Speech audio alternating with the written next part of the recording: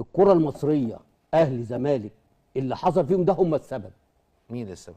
الاهلي والزمالك هم السبب. آه. هم اللي يعني الاهلي في ماتش الهلال فرط، واخد بالك؟ الزمالك في ماتش بلوزداد، ماتش على ملعب هنا وبدايه اللي هو دوري المجموعات لازم اكسب. انما هخسر واخسر وبعد كده نيجي بقى نقعد نحسبها، وهنشوف بقى المريخ الماتش اللي جاي، وهنشوف بقى الترجي. وارد يا كابتن، يعني بيحصل يا حبيبي. لا بيحصل. انت بص، انت اكبر ناديين في افريقيا. تمام. انا داخل البطوله دي عشان اهرج ولا اخدها؟ لو اهرج يبقى اعمل اللي انت بتعمله ده. هاخدها يبقى من ادي انذار لكل الفرق يا فاروق. اكسب الترجي، اكسب المريخ في السودان، اكسب بلوزداد في الجزائر، ما سيبش. ونفس الكلام النادي الاهلي. صحيح. انتوا اكبر ناديين يا جدعان.